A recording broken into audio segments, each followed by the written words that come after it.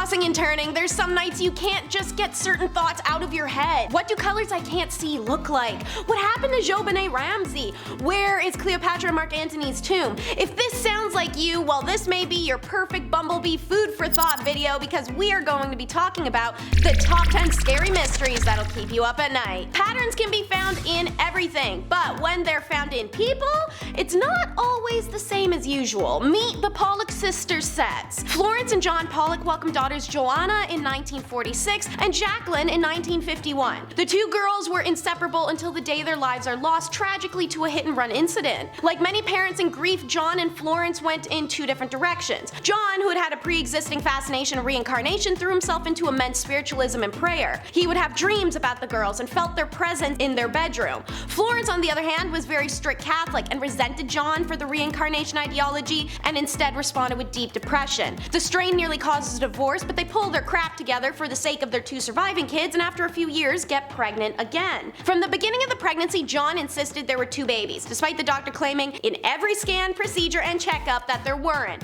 But then Jillian and Jennifer are born on October 4th, 1958. Twins didn't run in the family, and Florence never felt like she had two fetuses inside of her. But then when the twins are old enough to talk, they begin identifying toys or pointing out landmarks that only Joanna and Jacqueline would have known. They would sometimes panic upon seeing cars and knew about street safety before their parents told them. The story of the POLLOCK sisters made its way to Dr. Ian Stevenson, a psychologist who studied reincarnation. After studying thousands of reincarnation cases, Dr. Stevenson wrote a book telling of 14 cases he believed to be real, including the POLLOCK sisters. Next is giving some Stephen King energy, so try to keep up with the tale of Room 1046. January 22nd, 1935, Roland T. Owen checks into the Hotel President, Kansas City, with no luggage, wearing a nice suit. Maid Mary Soptic cleans Owen's room right away and emphasizes how he made it eerily dark, like he was either worried about something or afraid of someone. 4 a.m., Mary returns with towels and Owen is laying on the bed, fully dressed, door unlocked. A note on the door said, "Donna will be back in 15 minutes, wait." So Mary leaves and returns the next morning, and this time the door is locked from the outside.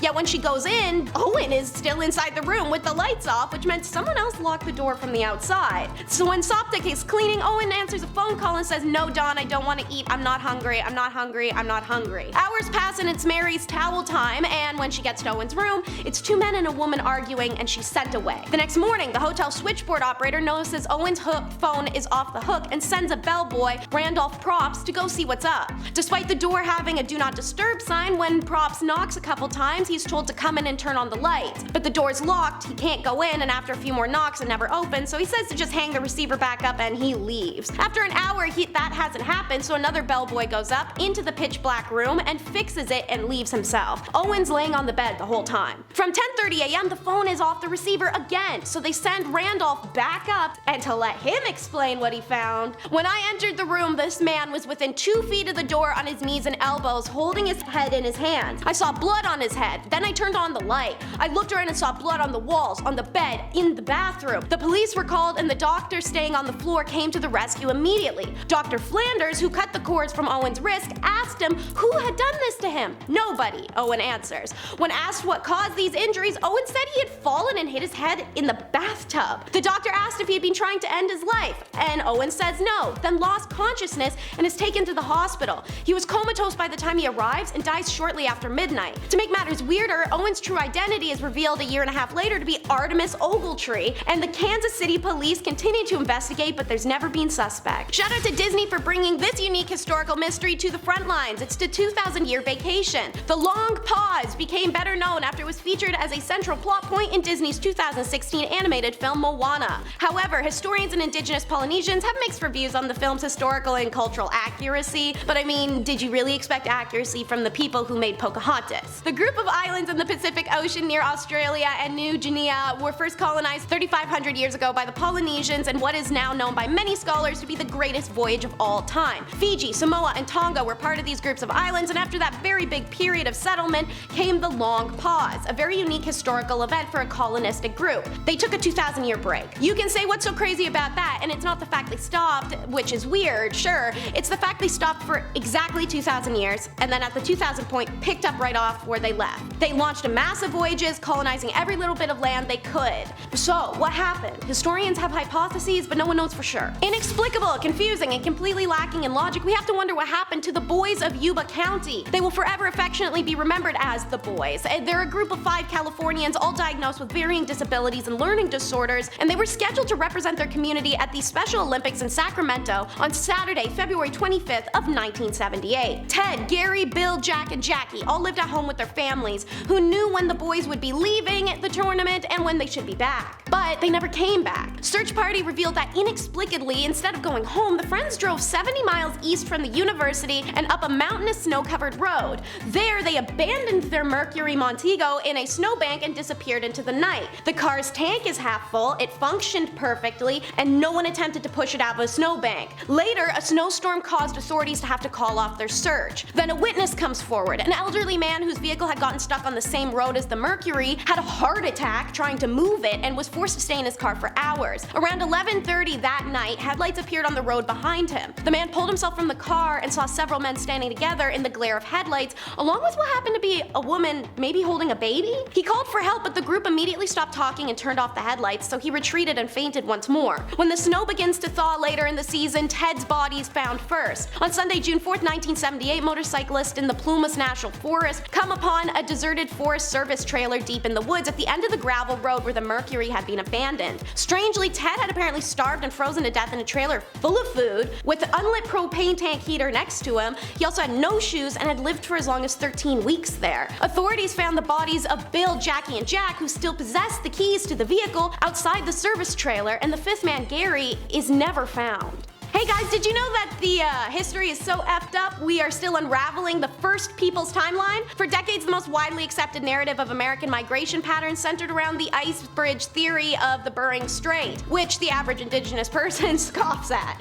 As the Earth began to warm, though, it revealed land bridges from Siberia into present-day Alaska, and many scientists believe that the Clovis people who traveled down the coast by foot and settled in New Mexico around 13,500 years ago were the first Americans. However, other archaeological finds throughout the Americas disprove this popular narrative. In the late 1970s, archaeologists uncovered an ancient settlement in Monte Verde in southern Chile, and radiocarbon dating indicated the site was 14,800 years old, so the ancient people who established there were not Clovis people and arrived before them. Despite the archaeologists denouncing pre-Clovis findings, such as the Monte Verde ones, other independent archaeologists have also found evidence that humans arrived before the Clovis population. Scientists now widely accept the coastal route theory, suggesting that the first Americans arrived by boat down the Pacific coast. While experts initially believed that it was impossible to travel by boat during the era that these pre-Clovis people arrived, geologists have discovered a span between 24,500 years ago and 22,000 years ago that it would have allowed for sea travel, and that's all that matters. I've always been uncomfortable with the whole teaching animals to communicate with people thing, and I feel like Coco's hint is a contributor.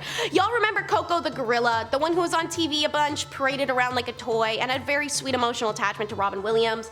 The beloved gorilla Coco was taught sign language and was able to semi-communicate with people. In an interview, Francine Patterson, Coco's trainer and captor, was asked how deep their conversations with Coco would go. She answered, it started early on with a conversation Coco had with one of her caregivers about death. Little heavy there, Francine. The caregiver had apparently shown Coco a skeleton and asked, is this alive or dead? Coco signed dead, draped. Apparently draped meant covered up. Then the caregiver asked, where do animals go when they die? And Coco said, a comfortable hole. She then gave a kiss goodbye. This is either frighteningly ominous or strangely wholesome, but the interesting story surprised many and left a lot of room for debate. Hey, so, did you know our brains intentionally bar us from understanding intuition? Oh yeah, we're gonna get into this one. Call it what you will. Spidey senses, gut feeling, sixth sense, strange vibes. We all experience intuition at some point, which is why it's so bizarre science can't actually prove it exists whatsoever. Intuition is a popular topic in psychology these days, and generally refers to a brain process that gives people the ability to make decisions without the use of analytical reasoning. Psychologists note that people subconsciously pick up on information in the world around us, leading us to seemingly sense or know information without knowing exactly how or why we know it. But for the first time, researchers are devising techniques to measure intuition as a result of forcibly recognizing that it's there. Essentially, our brain is trying to outsmart our brain.